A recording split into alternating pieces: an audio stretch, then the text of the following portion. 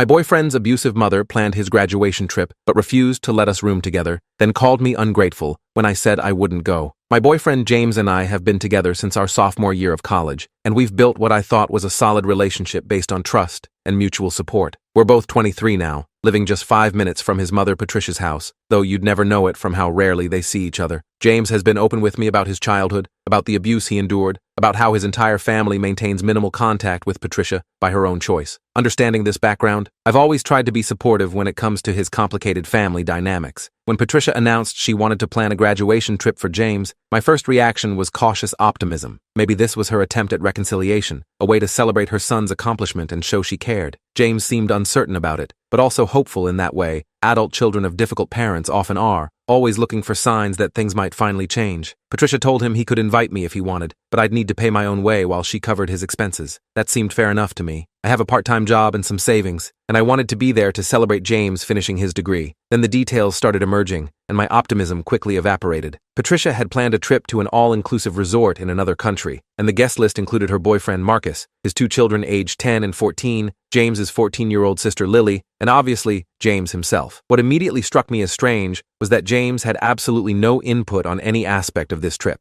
He didn't get to choose the destination, didn't know which resort we'd be staying at, and wasn't consulted on the dates. For a trip supposedly celebrating his graduation, he seemed more like an afterthought than the guest of honor. But the real issue came when Patricia laid out the sleeping arrangements. She informed James that under no circumstances would we be allowed to room together. Instead, I would be sharing a room with his teenage sister Lily and Marcus's 10-year-old daughter Emma. James would be rooming with Marcus's 14-year-old son Tyler. When James asked why, Patricia's reasoning was frustratingly vague and inconsistent. We weren't married, she said, though she and Marcus weren't married either, and would presumably be sharing a room. We were too young, apparently, despite both being 23 and having lived together before. I sat in James's apartment after he told me all this, trying to process what I was hearing. So let me get this straight, I said slowly. This trip is supposed to celebrate your graduation, but you had no say in where we're going, when we're going, or who's coming. And now she's telling us we can't even room together, but expects me to share a room with 2 kids I barely know? James rubbed his face tiredly, a gesture I'd come to recognize as his response to dealing with his mother. I know it sounds bad when you put it like that, he admitted, but it's a free trip to a country I've never been to. Maybe we can just go along with it for a week? The more I thought about the arrangement, the more it felt less like a vacation and more like free childcare. I voiced this concern to James, and I could see the recognition in his eyes. He'd been thinking the same thing but hadn't wanted to say it out loud. I'm scared my mom is just going to force me to babysit the kids the whole time, he confessed. You know how she is. She'll want time alone with Marcus, and suddenly we'll be responsible for 3 children in a foreign country. That fear resonated deeply with me. I imagined being stuck in a hotel room with 2 kids, expected to supervise them, entertain them, keep them safe. What if something happened? What if one of them got hurt or wandered off while technically under my supervision? I barely knew these children. Emma, I'd met maybe twice, and Tyler once at a brief family gathering. The thought of being held responsible for their safety in an unfamiliar country made my anxiety spike. What if I just book my own room? I suggested. I can pay for it myself. That way we can have our own space, and there's no confusion about childcare responsibilities. James looked uncomfortable. I can bring that up to her, but I really don't think she'll go for it. She's pretty set on these arrangements. The fact that he was already predicting his mother's refusal before even asking told me everything I needed to know about the power dynamic in their relationship. Over the next few days, I wrestled with my decision. Part of me wanted to be there for James, to celebrate this milestone with him. We'd supported each other through 4 years of college, late-night study sessions, stress over exams and papers. His graduation was important, and I wanted to be part of that moment. But another part of me, the part that was growing louder, recognized that this trip wasn't really about celebrating James at all. It was about Patricia maintaining control, about putting us in positions where we'd be useful to her, while keeping us separated and off balance. I finally told James my decision. I'm not comfortable going unless we can room together. I don't want to share a room with kids I don't know in a foreign country, and I don't want to spend what little money I have to essentially babysit on my vacation. James's face fell. But I really want you there, he said, his voice taking on a pleading quality that made my heart ache. This is supposed to be something we experience together. Can't you just deal with it for a week? It's just sleeping arrangements. It's not just sleeping arrangements, James, I said, trying to keep my frustration in check. It's about respect. It's about your mother treating us like children she can control instead of adults making our own decisions. We're 23 years old. We've lived together. But somehow on this trip, we need to be chaperoned and separated? He had no good answer for that, because there wasn't one. The rules were arbitrary and designed to assert Patricia's authority, nothing more. The conversation ended badly, with both of us frustrated and hurt. James felt like I was being difficult and refusing to compromise. I felt like he was asking me to accept disrespect and uncomfortable conditions just to keep his mother happy. We'd reached an impasse, and I could feel the weight of it settling between us like a physical barrier. 2 days after I made my initial post seeking advice, everything exploded into our worst fight ever. James came to my apartment in the evening, his jaw set in that stubborn way that told me this wasn't going to be a pleasant conversation. "I need to talk to you about this trip situation," he started, and I nodded, bracing myself. "I feel like you're trying to convince me not to go, and that's not fair. This is a free trip to a country I've never been to. Why are you making this so difficult?" I was stunned by the accusation. "I've never once told you not to go," I said, my voice rising despite my efforts to stay calm. "I said I wasn't comfortable going under your mother's conditions. That's about me and my boundaries, not about controlling what you do." But James was worked up now. Months, or maybe years of frustration with his mother's control finally bubbling over, unfortunately directed at me instead of her. He'd finally gotten the reasons directly from Patricia about why we couldn't room together, and hearing them out loud made them sound even more ridiculous. We weren't married, though she and Marcus weren't either. We were too young, though we were both legal adults who'd been living independently. And the classic parenting non-answer, "because I said so." I actually laughed when he told me that last one, a sharp, bitter sound that made James flinch. "She's treating us like we're 16, James. Do you not see how ridiculous this is?" But there was more, information that made the whole situation even more complicated. That night, James finally admitted that his mother had taken out student loans in her name to help pay for his education. They were her legal responsibility, but James felt morally obligated to ensure they got paid. Patricia had also been helping him with grocery money since he only worked part-time while finishing school. She was holding all of this over his head, and he knew it, and he was letting her do it anyway. "So, that's what this is really about," I said quietly, the pieces finally clicking into place. "She's got you trapped financially, and she's using it to control every aspect of your life, including this trip." James looked miserable but didn't deny it. "After I graduate, things will be different," he insisted. "I'll get a full-time job,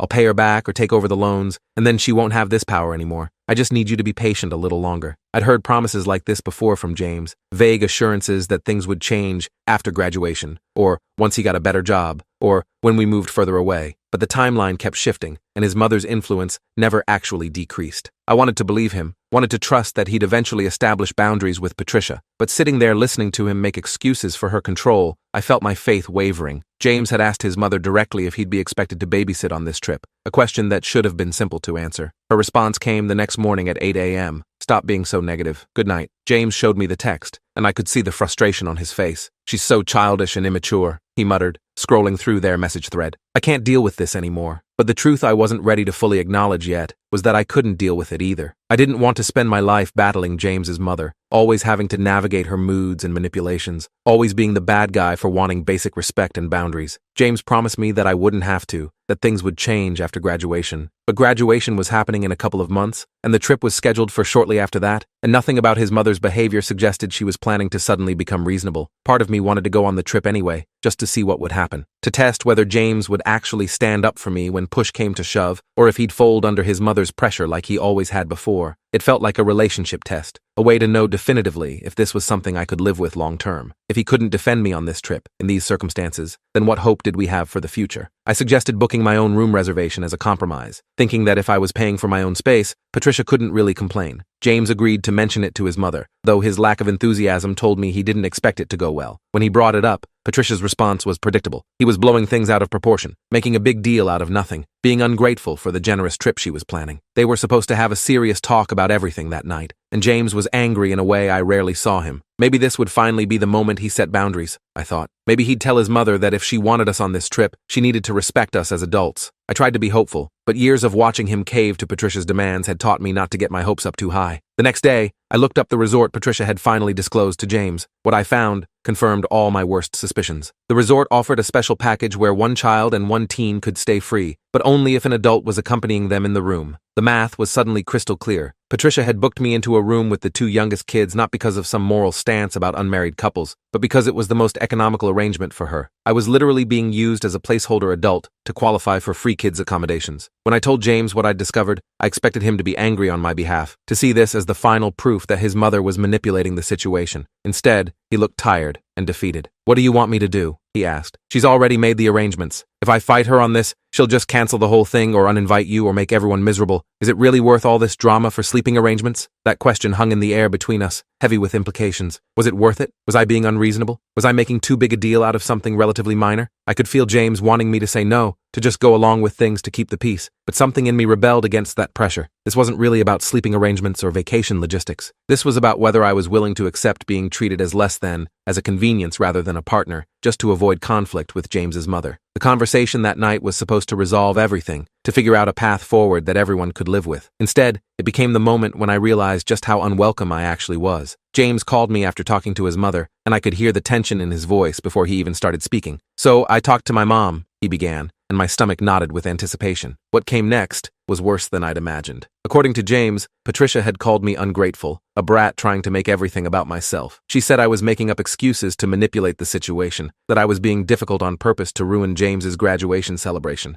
The words felt like physical blows, each accusation another confirmation that Patricia saw me not as her son's partner, but as an obstacle to be managed or removed. "What did you say when she said all that?" I asked James, trying to keep my voice steady. There was a pause, a telling silence that stretched too long. "I told her that wasn't fair," he finally said, but his tone lacked conviction. I pushed him for details, needing to know if he'd actually defended me or just offered token protests before backing down. The truth, when it emerged, was that he'd mostly listened to his mother's tirade and then tried to de-escalate by suggesting various compromises, none of which involved actually standing up to her accusations about me. Then came the real bombshell. When I asked about booking my own room reservation like we'd discussed, James dropped his voice. She already booked everything. 4 adults, 3 kids, non-refundable reservations. I felt my blood pressure rising as the implications sank in. "When did she book this?" I asked, though I already knew the answer was going to make me angry. James confirmed that Patricia had made the reservations last week, right after he'd invited me, but before I'd given a definite answer. She'd known I was uncertain because my family member was in the hospital, that I'd asked for a few days to figure things out, and she'd booked the rooms anyway, locking in arrangements that left me with only 2 options: accept her terms completely or don't go at all. It was a power play, pure and simple, designed to remove any possibility of compromise or negotiation. "So basically, she trapped me," I said flatly. "She made it so I can't book my own room without her losing money on the non-refundable reservation, which she'll hold against me. And if I don't come, she gets what she wants anyway, which is me out of the picture." James didn't deny it, because he couldn't. The manipulation was too obvious, too deliberate to pretend it was anything else. What broke my heart wasn't just Patricia's behavior, which was predictable at this point. It was what James said next. "I love you so much," he started, and I braced myself for the but I knew was coming. "I'm done with my mom. I want to go no contact when we move. After I graduate, things will change, I promise." These were words I'd heard before, promises that felt increasingly hollow with each repetition. "Okay," I said slowly, trying to understand. "So what are you going to do about this trip?" His answer confirmed my worst fears. "I'm still going. It's a free trip to a country I've never been to. I have to go along with what she says right now, because she's helping me financially." And there it was, the truth laid bare. When forced to choose between standing up to his mother and getting a free vacation,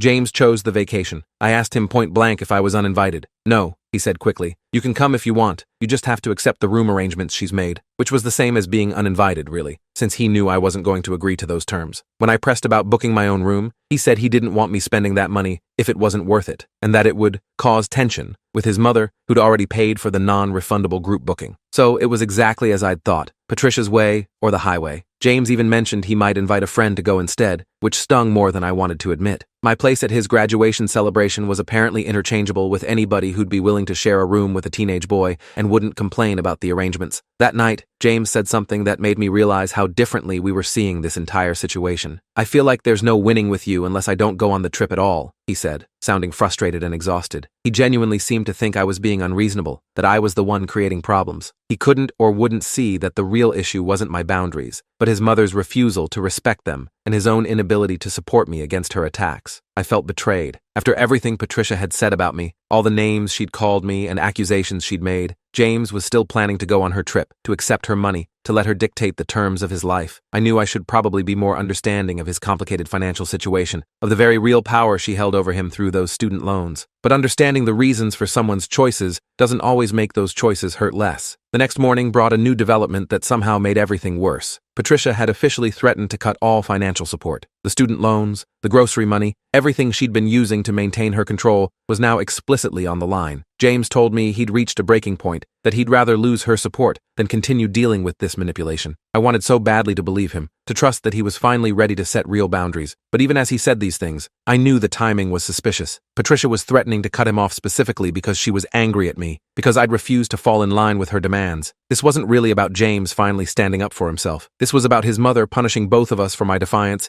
and making sure James knew exactly whose fault it was when the financial support disappeared. I haven't slept in over 24 hours as I write this, my mind circling endlessly around the same questions. Am I being reasonable or demanding? Should I be more understanding of James's position? Or is my hurt justified? Is this relationship worth fighting for? Or am I just delaying the inevitable by staying with someone who can't seem to prioritize me over his mother's demands? The answers should be clear, but love makes everything complicated. James is kind and supportive in so many ways. He's been there for me through difficult times, celebrated my successes, made me laugh when I was stressed. But increasingly, I'm realizing that all those good qualities don't matter if he can't do the one thing that really counts: choose to build a life with me instead of continuing to revolve around his mother's orbit. I keep thinking about what our future would look like. Every holiday would be a negotiation. Every major life decision would somehow involve Patricia's input or approval. If we got engaged, would she throw a fit about not being consulted on the proposal? If we got married, would she try to control our wedding? And if we ever had children, would I spend years fighting her for the right to parent my own kids without her interference? The trip is just the latest battle in what I'm starting to realize would be an endless war. James promises things will change after graduation, but graduation is happening in a couple months and the trip comes right after. If he can't establish boundaries now, at this pivotal moment when he's supposedly becoming independent, when will he ever be ready? The graduation timeline has already shifted to when we move, which will probably shift to something else when that time comes. Part of me wants to give him one more chance, to see if he really will go no contact with Patricia like he claims he wants to. But another part of me, the part that's been growing stronger with each disappointment, knows that people don't change unless they really want to. And right now, despite all his words about being done with his mother, James's actions tell a different story. He's still taking her money, still accepting her trips, still letting her insult me without real consequences. I think about the woman I want to be, the life I want to live. I've never been the type to tolerate disrespect or accept crumbs when I deserve a full meal. I've always believed I was worth more than that. But somehow, in trying to be supportive and understanding of James's complicated family situation, I found myself in a position where I'm expected to tolerate exactly those things. Expected to smile and accept whatever treatment Patricia dishes out, to be grateful for the scraps of respect thrown my way, to always be the one compromising while she never budges an inch. The really scary thing is realizing that if I stay with James without things fundamentally changing, this is my future. Years of this, decades maybe, always fighting for basic consideration, always being the bad guy for wanting to be treated like an equal partner, always hearing promises that things will change while watching them stay exactly the same. Is love supposed to feel this exhausting? Is this really what partnership looks like? Or have I been fooling myself about what James and I actually have? I don't have good answers yet. The trip is still months away, and theoretically there's time for things to change. But I'm tired of waiting for change that never comes. I'm tired of being called ungrateful for wanting respect. I'm tired of watching the man I love choose convenience and free vacations over standing up for our relationship. Most of all, I'm tired of feeling like I'm the only one fighting for us, while James just tries to keep everyone happy. Maybe tomorrow, I'll have more clarity. Maybe after some sleep, the path forward will seem obvious. But right now, sitting here in the pre-dawn darkness, I'm terrified that I already know what I need to do, and I'm just not ready to do it yet. Because admitting that this relationship might not be salvageable means admitting I've invested years in something that was never going to work. And that's a truth I'm not quite ready to face, even though it's staring me right in the face every time James chooses his mother's demands over my dignity. The question isn't really about a vacation anymore. It never was. The question is whether I love myself enough to walk away from someone who can't seem to love me more than he fears disappointing his mother. And honestly, I don't know the answer to that yet. But I'm starting to think I need to figure it out before I waste any more years waiting for James to become the partner I need him to be, instead of the partner his mother allows him to be.